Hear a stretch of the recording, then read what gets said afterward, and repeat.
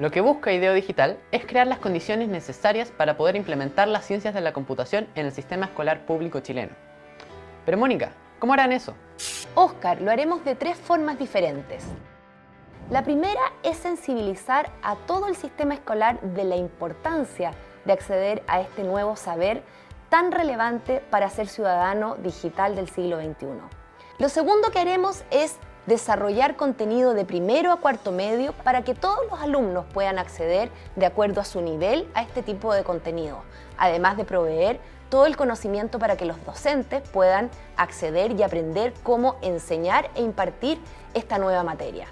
Todo este contenido curricularizado quedará disponible para que cualquier persona del sistema escolar acceda también gratuitamente a él. Finalmente, queremos incidir en las políticas públicas para tener una mirada de largo plazo, para que este cuerpo de conocimiento escale a todo nivel en todo el sistema escolar y ojalá en todas las escuelas del país. Queremos en los próximos 5 años lograr que al menos 1000 escuelas instalen ciencias de la computación en todos sus niveles y que al menos 150.000 niños accedan a este nuevo conocimiento y a desarrollar estas habilidades claves para el siglo XXI.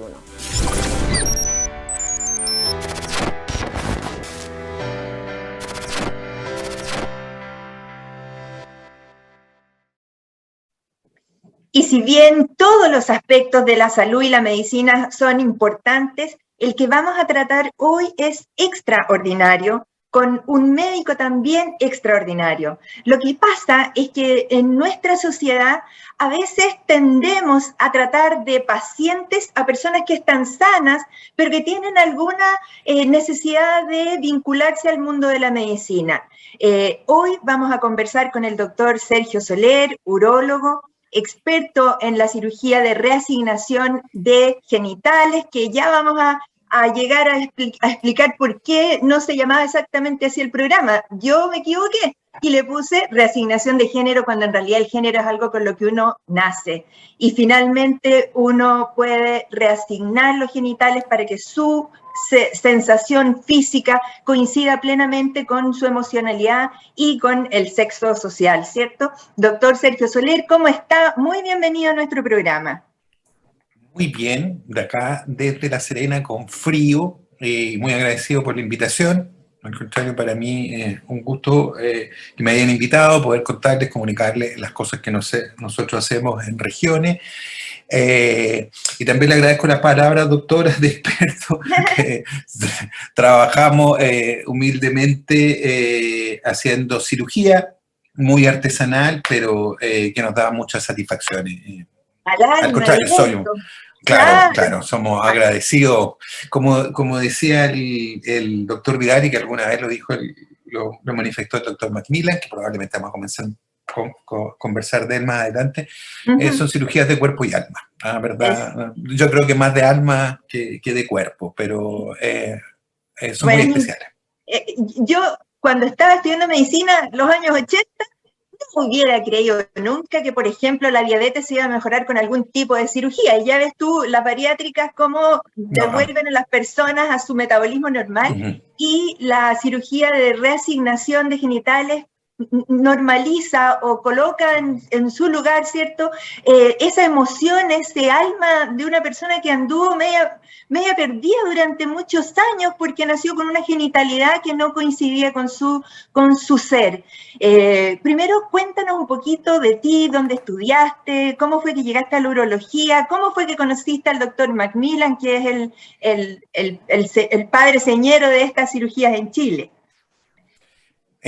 Bueno, yo estudié, hice mi pregrado en la ciudad de Concepción, en el sur. Después me trasladé a Santiago, donde efectué una beca ministerial de 3 años en el Hospital Barros Luco, patrocinada por la Universidad de Santiago, y posteriormente me tuve que venir a devolver mi beca a esta hermosa ciudad de La Serena durante 3 años, y posteriormente ya decidí quedarme porque estaban mis hijos pequeños, habían iniciado el colegio, y donde he trabajado durante más de 20 años en el servicio público. En el hospital actualmente soy jefe del servicio de urología, y aproximadamente en el año, no, yo diría hace unos 15, bueno, de siempre conocido uno al doctor Macmillan, pero tuve la oportunidad de hacer algunas cirugías con él, viajar a Valparaíso, hasta que en el año 2014 se dio la oportunidad de acceder a un programa que él estaba dando en la formación de urólogos en este tipo de cirugías. Entonces fue un programa largo, de 2 años más o menos, que tuve que estar viajando casi todos los meses a cirugías, porque son cirugías bastante largas, habitualmente de 5 horas, hacíamos 2 cirugías en el día, era bastante demandante desde el punto de vista sacrificado, viajar hasta Valparaíso, operar, muchas veces regresar, había que cumplir igual con las actividades académicas, o sea, y laborales acá en el hospital, pero muy gratificante, así que después de 2 años que completé la formación, ya yo partí con mi cirugía aquí en el hospital de La Serena, que en realidad era algo nuevo, fue muy desafiante de todo punto de vista, con todo, hasta con los mismos colegas, para que pudieran entender y aceptaran que de alguna manera la sociedad había cambiado, habíamos cambiado todo, y que nuestras usuarias tenían los mismos derechos que los otros pacientes, de ser atendidas, ser reconocidas y darle finalmente una solución. Así que ahí partió esto de hacer un programa trans, que se llama, que en la actualidad nosotros tenemos más o menos 150 pacientes ingresados en este programa, el cual consiste fundamentalmente en darle la ayuda y las prestaciones que requieren nuestros usuarios. Y eso fundamentalmente son a nivel endocrinológico, en el cual se le dan hormonas, con apoyo psicológico, hay kinesiólogo, es multidisciplinario, y finalmente, al final de todo esto, estamos nosotros, que somos los que hacemos la cirugía. Por razones prácticas, he estado yo a cargo de este programa porque era la única forma de poder sacarlo adelante. Esperamos que en el futuro inmediato eso cambie y el flujograma, o sea, la forma en que nosotros recibimos los pacientes y que son derivados cambie. Probablemente va a ser eso con el nuevo CDT que tenemos ahora recién inaugurado. Entonces, esto ha sido... Perdona, es que hagamos un pequeño vuelta atrás para que todos estén sintonizados exactamente de lo que estamos hablando, porque estamos hablando de transexualidad. Y en ese sentido, danos una definición de qué es, a cuántas personas esto compete, y tal como tú lo decías, partieron por ti porque tú eras el que empujaba el programa, pero probablemente esto tendría que partir desde el ámbito, no sé, psicológico mucho antes que la reasignación genital. Esto da para largo, podemos hacer historia y podemos ver que hasta en la Biblia ya existía este concepto mezclado entre lo masculino y lo femenino, que se llama androginia, y que está en el Génesis entre Adán y Eva. Si uno se remonta, ¿por qué Eva nace de una costilla de Adán? Existe un asexualismo ahí, no queda bien claro. Existe muchos mitos, incluso en la cultura egipcia, en el periodo romano con Nerón, incluso Nerón, para que tú sepas que yo he estado investigando de esto, castró a uno de sus esclavos y se casó con él. No te creo. Y él fue el primero que autorizó una cirugía, sí, ¿no? Wow. Pero esto lo podemos remontar a más o menos a fines del siglo XIX, principios del siglo XX. No sé si viste la película La chica danesa, esa historia de... es la historia... La apunto al tiro. Se llama Chica Danesa, ¿ya? Pero probablemente esa película se estrenó en el año 2015 y trata fundamentalmente la historia de un matrimonio danés, en cual las dos estudiaban artes, eran pintoras. La esposa le pide a su marido que reemplaza una modelo que había fallado, en el cual tenía que pintarle, le faltaba pintarle las piernas. Así que su esposo, digamos, se disfraza de modelo de mujer. Y él se dio cuenta que en realidad el esposo se sentía mujer. Y fue tanto que vivió como mujer durante muchos años, se cambiaron de ciudad, yo vivía en una ciudad danesa, se fueron a vivir a París, y ella después trabajó como modelo. Se supone, en teoría, que es una de las primeras mujeres que se le realizó cirugía de reasignación de genitales, ¿ya? Y esto significó realizar la amputación del pene, amputación de testículos, finalmente le hicieron un trasplante de útero y murió por ese trasplante de útero. Recapitulemos. Volviendo atrás, ¿de qué se trata esto? La transexualidad significa, en palabras muy simples, en que uno se siente disconforme con el sexo que tiene, o sea, con la genitalidad que tiene. Fundamentalmente, los hombres se sienten incómodos con su pene y las mujeres con sus senos, con su vagina, incluso con su útero, ¿ya? Esto estaba enrolado o clasificado como una disforia de género, que esta incomodidad que uno sentía cómo se expresaba, ¿ya?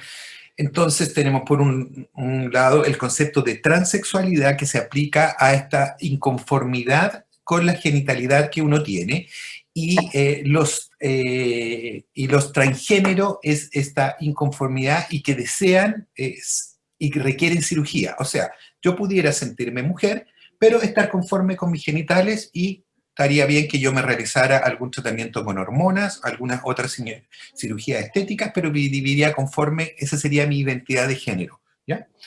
Y por otro lado, existen los que rechazan su genitalidad y efectivamente quieren cirugía. Entonces, el espectro es bastante amplio, ¿ya? Nosotros tratamos... Yo me imagino, porque además... Sí, desde los que no quieren nada, quieren cambiarse solamente el nombre, que ahora se lo pueden hacer fácilmente, claro, a los que quieren tipo de cirugía. Todo tipo de cirugía. Genitales internos. Ya hay de todo. Claro. Todo. Que se hacen histerectomía a veces, entonces se les saca el útero, se les saca los ovarios, se les saca las mamas, la mastectomía, y algunos requieren cirugía para formarle un pene, un mini pene, un falo, o hacerle definitivamente lo que se llama una faloplastía. Entonces, el espectro que tenemos nosotros es muy grande, ¿ya? Sí, y tenemos que tratar de responder a las necesidades de lo que quiere cada uno de nuestros usuarios. ¿Y eso como red en Chile existe para las prestaciones que tú estás haciendo, o es un poco como que se ha armado a pulso? Porque yo viví la época en que se empezaron los trasplantes pulmonares en Chile, pues te podrás imaginar, Sí. como 30 años atrás, pero se intentó así a pulso primero, y a ti te ha tocado, ¿cómo? No ha sido fácil esto. Eso se ha intentado. El Ministerio en el 2011 sacó lo que se llama una guía clínica, y que en el fondo decía cómo debía manejarse a nivel de red, cómo debíamos atender a nuestros usuarios. Se han hecho de hecho, no decirles pacientes. De hecho, no decirles pacientes. Exactamente. Muy importante esta acotación. No son pacientes, son usuarios, ¿ya? Entonces, en 2011 apareció esta vía clínica, se han hecho múltiples reuniones, y en la actualidad nosotros nos llamamos no red, porque no tenemos una red establecida. Pero funciona así. Una macro red que nosotros la asemejamos a la forma en que funciona para el resto de los pacientes que se atienden en el sistema nacional de salud, en el servicio de salud, en el sistema público. Entonces, la macro red, que es la zona norte, que es desde Arica hasta la cuarta región, después hay una zona central y una zona sur. En la actualidad hay 3 centros. Acá en La Serena, uno que está funcionando en Santiago en el Sotero del Río, y otro que funciona en el Hospital de Osorno desde el punto de vista quirúrgico, ¿ya? Ahora se está haciendo un levantamiento de información. Me quedé congelado. No, yo te veo bien. Sí. Ahora se está haciendo el levantamiento de información a nivel de todos los hospitales de las prestaciones que se dan, pero sí hay atención en Arica, Antofagasta, en Copiapó, en casi todas las ciudades principales, más o menos como en 11 centros. ¿Desde el punto de vista urológico? No, hay atención integral con endocrinólogo, con matrona, con urólogos, pero no todos hacen cirugía. O sea, hay 3 centros a nivel... lo entiendo bien. Atención. Ahí nos quedamos un poquitito pegados, pero alcanzamos a escucharte. Y cuéntame un poco, todos hemos vivido el tiempo pre-pandemia, en pandemia, post-pandemia. ¿Cómo te pegó a tu proyecto, a tu a tu red esa circunstancia? Porque se consideraban cirugías urgentes, no urgentes, ¿fueron prioritarias, no prioritarias? ¿Cómo lo hicieron? Nos pegó duro. No, fue difícil porque de hecho no hemos podido, yo creo en los 2 últimos años operado solamente una paciente, un usuario, perdón. En los restos de los centros, no es fácil, te lo dije. Otros usuarios tuvieron la suerte de alcanzar algunas cirugías en Santiago y otros en el sur, en que en realidad ahí se logró hacer un convenio con una clínica y se pagaron las prestaciones a muy bajo costo, pero se pagaron y se lograron, lograron operar creo que 8 personas, digamos, usuarios. A nosotros nada, fue difícil porque evidentemente se privilegió todo lo que es patología GES, quedamos con lista de esperas para otras cirugías y recién ahora, probablemente dentro de 2 semanas, yo pueda retomar las cirugías. Así que ahí esperamos efectuar más o menos unas 2 mensuales, eso sería lo ideal.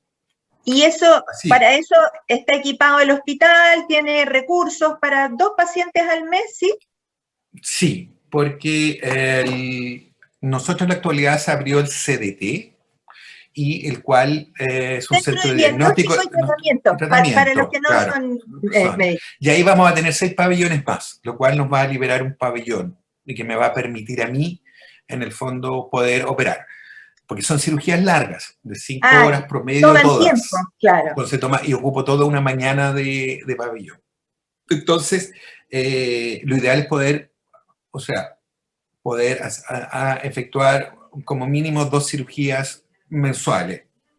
Si tuviéramos quizás en otro lado una semanal, o sea, 4 mensuales, por la demanda que hay. Hay que entender que estos son procesos largos, que son usuarios que han pasado con tratamiento hormonal, han estado con psicólogo, que puede partir esto desde la preadolescencia, y que han esperado mucho tiempo por su cirugía. Entonces, a uno se le parte el alma tener que decirle, no podemos, tenemos que seguir esperando. Difícil combinar ser jefe de servicio por la responsabilidad que uno tiene además con los otros pacientes. Entonces, ese es el camino más doloroso que uno tiene como médico. Sin embargo, las autoridades siempre, eso lo debo reconocer, siempre nos han apoyado y siempre han estado con nosotros en todo este proceso. Ahora bien, ¿qué va a pasar más adelante? No lo sabemos. Esperamos que con las nuevas autoridades, a nivel ministerial, ellos planteen sus directrices y nos digan cómo va a continuar esto, si va a ser siempre así tan quijotesco o va a haber más apoyo a nivel institucional. Pero la verdad, no lo sabemos. Claro, aclarémosle a nuestros auditores que el hecho de que el Ministerio de Salud tenga al menos una guía clínica ya es un avance en ponernos de acuerdo qué es lo que se hace en los distintos centros públicos o privados. Y en los 3 centros que tú me mencionaste son del sistema público. Pero esta es una cirugía, ¿es una cirugía que también se puede efectuar en el ámbito privado? Absolutamente. Ahí hay algunas cosas técnicas que tienen que ver con los respaldos que puedan hacer o FONASA o las ISAPRE por lo que se llama la codificación. Tienen que estar homologado el acto quirúrgico que uno realiza a lo que existe en FONASA. En la actualidad no existe como tal la cirugía que se llama genitoplastía o feminizante o masculinizante. No existe. Pero sí algunos códigos que nos ayudan y nos permiten operar en la parte privada. Sí, se puede hacer sin ningún inconveniente. Las clínicas están mucho más abiertas ahora, cosa que yo diría que hace 10 años atrás era bastante difícil que nos dejaran operar. ¿Por qué? Porque existía todo esto de este conservadurismo, existía la sensación de que lo que nosotros estábamos haciendo iba contra natura, digamos, era mal visto, digamos. Pero no solamente por gente que no tiene que ver directamente con la medicina, sino que incluso a veces con los propios colegas. Claro. aunque la gente no lo crea, a veces igual uno queda como estigmatizado con lo que realiza, como que no debiera hacerlo.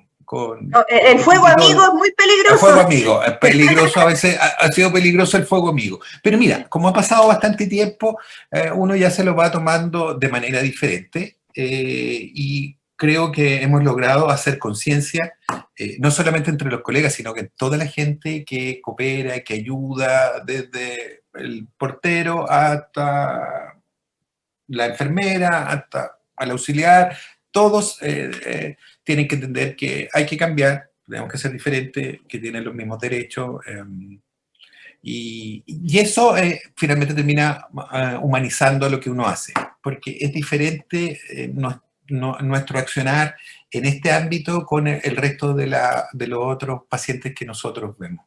Es diferente. Aquí hay una cosa, historias humanas, mira, para contarte solamente un ejemplo. Tenía un usuario que trabajaba en el hospital. ¿Ya? El Benjamín Herrera puedo dar porque él además ha salido en el diario, en la televisión. Él trabajaba como auxiliar. Se hizo todo su tratamiento hormonal, que entre paréntesis los requisitos son ser mayor de 18 años, estar 2 años con tratamiento con hormonas, tener experiencia de vida en el otro género, que significa vivir como mujer o vivir como hombre, etc. Una evaluación psicológica y finalmente poder pasar a la cirugía. Bueno, Benjamín había cumplido con todo esto y él se operó. Se fue a trabajar después a una clínica privada y posteriormente él decidió entrar al ejército y logró entrar al ejército. Entonces él es el primer trans en el ejército y además terminó estudiando enfermería y se casó. ¡Oh! Impresionante. Estas historias de vida son las que queremos escuchar. Se nos pasó tan rápido la primera parte de nuestra conversación, así que los invito a una pausa musical y de inmediato seguimos conversando con el doctor Sergio Soler. Te invitamos a conocer el destacado rol central de la educación técnica profesional en Chile, sus innovaciones, desarrollos y el importante impacto que genera en las personas y los territorios. Cada jueves, 17 horas, junto a Elizabeth Zapata, solo en divoxradio.com.